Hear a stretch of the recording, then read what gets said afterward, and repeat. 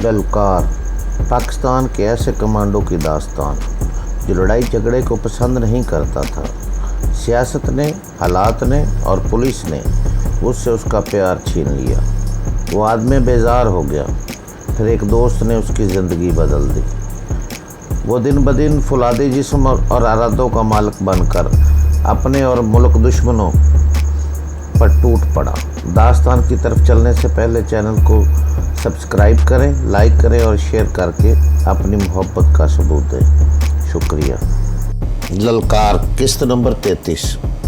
ये तेरा सदीकी बड़ी खरांट है मियाँ मिठू, इमरान ने कहा। इस जैसे घने लोग मज़हब को मोम की नाक सम बना लेते हैं, जिधर चाहा मोड़ ली। इसे तो बड़ी अच्छी तरह समझेंगे हम। शर्त यही है कि बस एक दफ़ा मुलाकात हो जाए हजरत से। गाड़ी से पेट्रोल इतना बंद हो गया था, लगता था टैंकी खाली हो चुकी है। ढलवान से ऊपर पतली सड़क पर से कभी कभार कोई मोटरसाइकिल या ट्रैक्टर ट्राली रोशनी बखेरती गुजरती थी और फिर गहरी खामोशी छा जाती थी। पेट्रोल की बू अभी तक हवा में मौजूद थी। एकदम मेरे जहन में उस अफसरदा नौजवान का ख्याल आया जिससे रास्ते में मजीद मिट्ठू की मुलाकात हुई थी। वो लकड़ी की वर्कशॉप में से मजीद मिट्ठू के साथ बाहर निकला था और फिर वापस चला गया था। मैंने मिट्ठू से कहा, वो लड़का कौन था जिसने रोने वाला मुंह बनाया हुआ था और तुमने उसके कंधे पर थपकी देकर उसे वर्कशॉप में वापस भेजा था? वो एक जानने वाला था, रोज़गार के ज़रिए कुवैत जाना चाहता था। वहाँ वर्कशॉप में कारपेंटरी सीख रहा है। सदीकी और सेठ वाले मामले से तो उसका कोई ताल्लुक नहीं। मैंने पूछा। नहीं, ये अलहदा मामला है, मजीद मिट्ठू ने कराते हुए कहा। इमरान मिट्ठू के इस जवाब से मुतमिन नहीं हुआ था। वो तहकमाना लहजे में बोला, मेरी तरफ देखकर बात करो। कौन था वो लड़का? नाम क्या था उसका? अकमल सुल्तान। रहता कहाँ है? लाहौर में। तो काम सीखने के लिए यहाँ जेलम में क्यों आ गया? इमरान ने तेज़ी से पूछा। वो बस लाहौर में रहना नहीं चाहता था, भाइयों से झगड़ा है। कहीं इसके साथ तो कोई गुंडागर्दी नहीं कर रहे हो तुम? मजीद मिट्ठू ने उसका सवाल का जवाब नफ़ी में दिया, मगर लगता था इमरान का शक बरकरार है। इसने मिट्ठू से जवाब सवाल जारी रखे, यहाँ तक इसको प्रेशर में लाने के लिए एक बार फिर सगार सुलगाया। सगार की पिश्त बड़ी कारगर थी। दूसरी तरफ बाजू की तकलीफ भी मिट्ठू को बेहाल कर रही थी। 4-5 मिनट बाद उसने एकदम हथियार डाल दिए। अपने सर पर इमरान के बूट की एक ज़ोरदार ठोकर खाकर मजीद मिट्ठू ने यह इंकशाफ किया कि अकमल दरअसल कादर लंबे का मामूजाद भाई है और वो कादर की बहन को पसंद करता है। यह चकरा देने वाला इंकशाफ था। इमरान के एक सवाल के जवाब में मजीद मिट्ठू ने इतराफ़ किया कि उसने अकमल का नाम गलत बताया है। उसका असल नाम फ़याज़ है।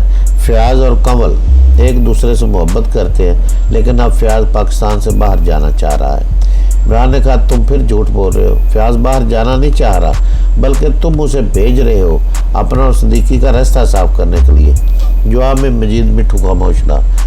उसका सर झुका हुआ था। वो अपने बाजू की तकलीफ़ बर्दाश्त करने की भरपूर कोशिश कर रहा था। इमरान ने शफाक लहजे में इकबाल से कहा, यह लातों का भूत है, लातें पड़ती रहेंगी तो बोलता रहेगा।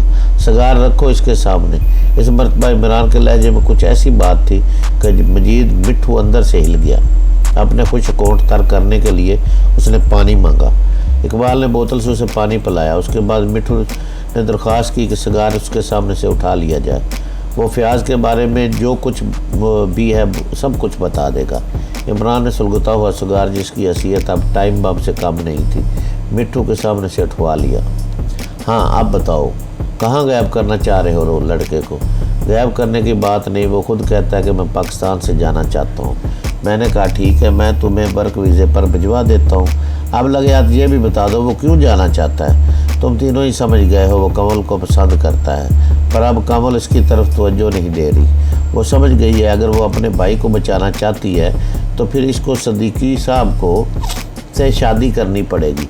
2-3 हफ्ते पहले कमल के घर में फ़याज़ और कमल की बात हुई थी। दोनों में झगड़ा हुआ था। कमल ने कहा था कि वो बार बार इनके घर के चक्कर ना लगाए, इस तरह इनकी बदनामी होती है। कमल की मां ने भी फ़याज़ को समझाने की कोशिश की। दरअसल कमल और फ़याज़ करीबन हम उम्र ही है। कमल की मां ने फ़याज़ से कहा कि कमल की शादी की उम्र गुजरी जा रही है और 1 साल के अंदर अंदर उसकी शादी करना चाहती है, लेकिन वो अभी बेरोज़गार है। 2-3 साल से पहले कमाने के काबिल नहीं हो सकेगा। इसलिए बेहतर यही है वो कमल का ख्याल छोड़ दे। इसके बाद फयाज बड़ा बदिल था, उल्टी सीधी बातें सोच रहा था। मैंने उसे समझाया और कहा कि वो बाहर चला जाए, मैं इसका ये काम कर दूंगा और मदद भी करूंगा। इमरान ने कहा, मियाँ मिट्ठू, मेरे ख्याल में अब तुम आधा सच बोल रहे हो। तुमने इस लड़के को समझाया नहीं बल्कि धमकाया है। चलो वक्त के साथ ये पोल भी खुल जाएगा। लड़के को लड़की के बदले हुए रवैये की असल वजह का पता चला है या नहीं? इकबाल ने सवाल किया।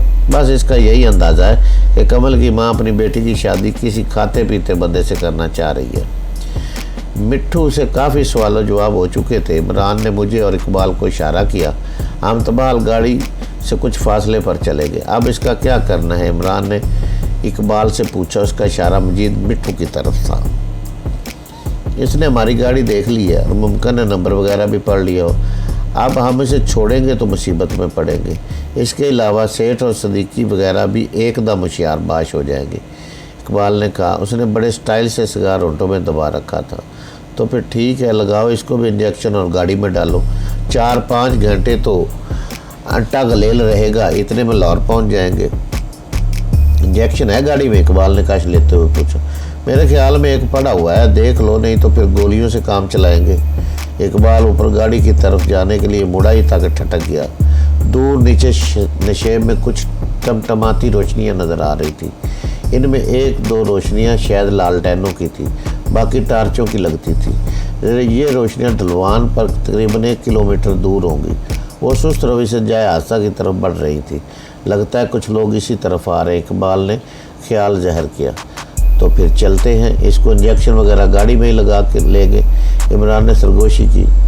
इकबाल ने मेरे साथ मिलकर मजीद मिट्ठू की रस्सियाँ खोलना शुरू कर दी। इमरान अपनी मौजूदगी की दीगर निशानियाँ ख़त्म करने लगा। रस्सियाँ खुल गई तो मजीद मिट्ठू दर्द से कराती हुई आवाज़ में बोला, मेरा बाजू टूट रहा है, हाथ खोल दो। वाकई वो शदीद अजियत में था। टूटे हुए बाजू को पीछे मोड़कर बांधा गया था, जिसकी वजह से बाजू की शक्ल अजीब हो गई थी। इकबाल ने उसके हाथ खोल दिया और ये गलती थी। उसे चाहिए था कि वो हाथ खोलने से पहले ही पिस्तौल अपने हाथ में कर लेता, लेकिन पिस्तौल अभी तक उसकी पतलून की बेल्ट में अटसा हुआ था। ये मजीद मिट्ठू वाला ब्रेटा पिस्तौल ही था। मजीद मिट्ठू जो बिल्कुल निडाल, बिल्कुल नीम जान था, मौका देख तक एकदम हरकत में आ गया। उसने फुर्ती से पिस्तौल पर झपटा मारा। पिस्तौल से उसके हाथ में आ गया, लेकिन इससे पहले एक और काम हो गया, और इस काम की किसी को तवक्को नहीं थी। मजीद मिट्ठू को भी नहीं थी। इकबाल के होंठों में दबा हुआ सिगार हवा में उछला और पेट्रोल पर जा गिरा। पिस्तौल छीनने के बाद मजीद मिट्ठू एक झटके से पीछे की तरफ गया था और गाड़ी के करीब पहुंच गया था। अचानक भक भक की ज़ोरदार आवाज़ ने आग भड़की और उसने मजीद मिट्ठू और इकबाल को लपेट में ले लिया। ये सब कुछ इतनी तेज़ी से हुआ कि हम पथरा कर रह गए। मिट्ठू गाड़ी के ज़्यादा करीब था, इसलिए वो पूरे का पूरा आग में जद में आ गया। इकबाल का निचला धड़ा भी आग में था। इकबाल चलाता हुआ पीछे हटा और ज़मीन पर लोटपोट होने लगा। इमरान ने इस मौके पर ज़बरदस्त आज़म दिमागी और फुर्ती का मुजाहरा किया। उसने नीचे बिछा हुआ कंबल नमा दसा उठाया और इकबाल पर फेंक दिया। शोले पूरी तरह भड़कने से पहले ही धुएं में तब्दील हो गए, मगर दूसरी तरफ का मंजर देखना हमारे में किसी के बस में नहीं था। मजीद मिट्ठू ने सरता पा आग पहन ली थी और भयानक आवाज़ में चला रहा था। वो चंद कदम मुखालफ सिमत में दौड़ा, फिर एक ठोकर खाकर गिरा और खाई में लुढ़क गया। करीबन 40 फुट नीचे पथरीली ज़मीन से इसके टकराने की आवाज़ बड़ी लर्ज़ाखेज़ थी। इस आवाज़ के साथ ही मजीद मिट्ठू की कर्मनाक आव बका दम तोड़ गई थी।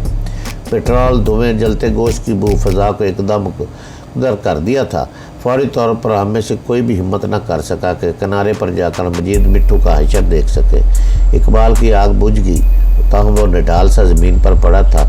यही वक्त था जब एक खौफनाक धमाका हुआ और पूरी गाड़ी आग का गोला बन गई। इसका गैस सिलेंडर फट गया था। गाड़ी के कई जलते हुए टुकड़े उड़कर दूर दूर तक गए। इमरान ने टारिक थामी और दिला कड़ा करके निशेब में उतरा। मैं अभी चांदला में तजब्जब में रहने के बाद उसके पीछे गया। मैंने 10-15 कदम दूर से ही देखा मजीद मिट्ठू का सुलगता हुआ जिस्म पत्थरों और सुर्खी माइल मिट्टी के दरमियान बेहरकत पड़ा था। टार्च के रोशन दायरे में उसका सर एक तरफ से बिल्कुल पिचका हुआ नजर आया। वो मर चुका था। हाँ, वो शख्स जो फ़कत 1-1.5 मिनट पहले जिंदा था और बोल रहा था, अब मिट्टी का ढेर बन चुका था। वो बहुत दूर जा चुका था। यही हयात थी। हम डरते हुए वापस आए। इमरान ने मजीद मिट्टू का कंबल नमा तसा उठाकर शोलों में फेंका, फिर उसका पिस्तौल भी ठोकर मारकर आग में फेंक दिया। नशेब से ऊपर आती हुई रोशनी अब नज़दीक पहुंच गई थी। यकीनन इनकी रफ्तार भी बढ़ गई थी। आने वाले अब किसी भी वक्त मौके पर पहुंच सकते थे। इकबाल बगैर सहारे के चलने के काबिल था। हमने उसे साथ लिया और दौड़ते हुए कार तक पहुँच गए। चंद ही लम्हे बाद हमारी गाड़ी बल खाती पतली सड़क पर रवां दवां थी। हमारा रुख वापस जेहलम शहर की तरफ था। इकबाल की पतलून तकरीबन निकर की शक्ल अख्तियार कर गई थी। मुझे इसकी टांगों पर जलने के सुर्खी मैल निशान नज़र आ रहे थे। कहीं कहीं जल्द छील भी गई थी, ताहम वो ज़्यादा तकलीफ महसूस नहीं कर रहा था। सॉरी यार, जो कुछ हुआ बिल्कुल अचानक हुआ। इकबाल बोला, मैं अपनी गलती मानता हूँ, मुझे सिगार मुँह में नहीं रखना चाहिए था। मुझे भी उम्मीद नहीं थी कि वो इस हालत में ऐसा काम करेगा। बड़ा ढीठपन दिखाया उसने। लगता है वो हमारी तवक्को से ज़्यादा सख्त जानता। इमरान ने कहा। मेरी निगाहों में सिगार गिरने और फिर एकदम आग के भड़क उठने के मनाजर घूमने लगे। मजीद मिट्टू का पिचका हुआ सार और फिर सुर्खी माइल मिट्टी को मजीद सुर्ख करता हुआ उसका खून मुझे झरझरी सी आ गई। उसके साथ ही ये खौफ दामने गिर हुआ कि मैं इमरान और इकबाल के साथ एक नहायत संगीन वाक़े में मुलव्वस हो चुका हूँ। अगर पुलिस तफ्तीश में ये हादसा ना रहता, कत्ल बन जाता, तो फिर मैं भी मुल्ज़मान की फहरिस्त में आता था।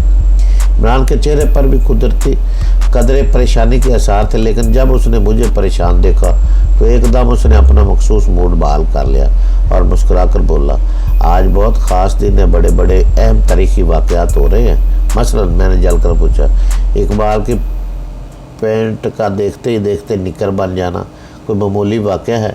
और फिर देखो ये कैसी अनहोनी है कि तुम जैसे दाबू शख्स ने भी आज बब्बर शेर वाला काम कर दिया।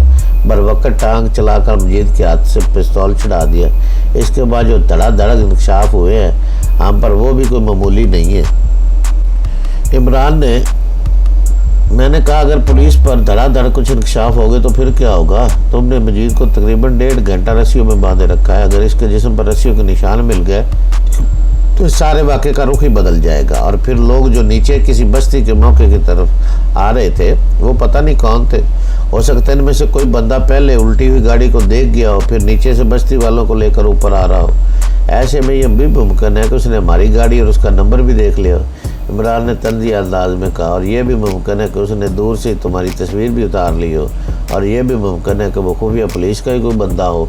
और यह भी मुमकिन है कि उसने फुर्ती दिखाई हो और हमारी इस मैदान के नीचे सिग्नल छोड़ने वाली कोई डिवाइस भी लगा दी हो। यार, एक तो तुम सबसे पहले वो बातें सोचने लगते हो जो सबसे बाद में और बहुत से बुरे हालात में सोचनी चाहिए। बिल्कुल पुरस्कून रहो, कुछ नहीं होगा। अल्लाह से और अपनी पुलिस की तरफ से पुरुमीद रहो। हमारी पुलिस तफ्तीश करते हुए गौर व फिक्र के अलावा और सब कुछ करती है।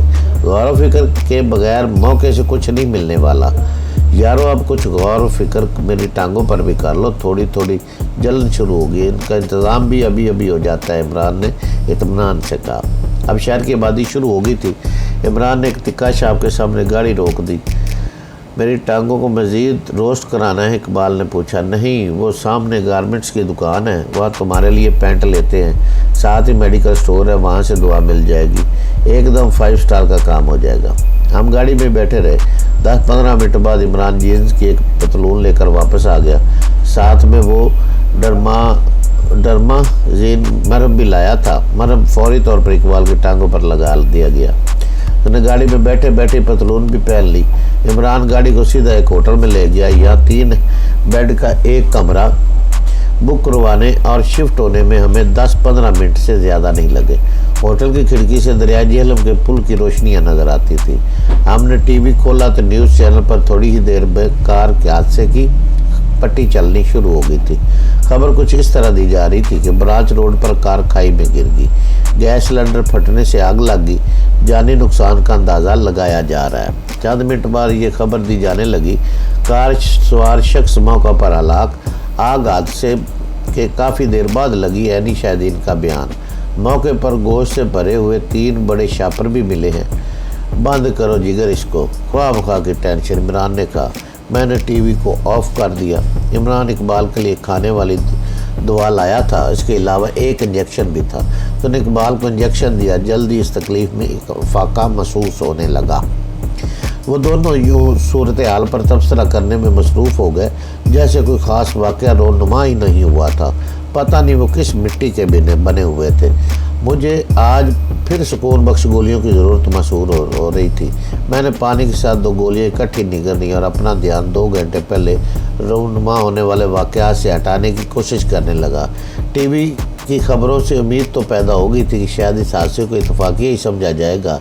ये एक बिल्कुल वीरान सड़क के किनारे हुआ था। दूसरे ये कि इमरान ने बड़ी होशियारी से मौके पर से सारी शातें भी ख़त्म कर दी थी। तीसरी हौसला अफजा ये बात थी कि अपने ताक़ुब के दौरान में मजीद मिट्ठू ने किसी साथी से रब्ता कायम नहीं किया था। जल्दी मैं सो गया। अगली सुबह काफ़ी देर तक आँख खुली। आँख खुलते ही ज़हन में रात वाले वाक़यात की तशवीश ने आ गिरा। दिल में एक बहुत बड़ा सा बोझ पड़ गया। अब क्या होगा? न जाने क्यों मुझे लग रहा था कि मैं इमरान इकबाल के साथ बदतरीज एक दलदल में धंसता चला जा रहा हूँ।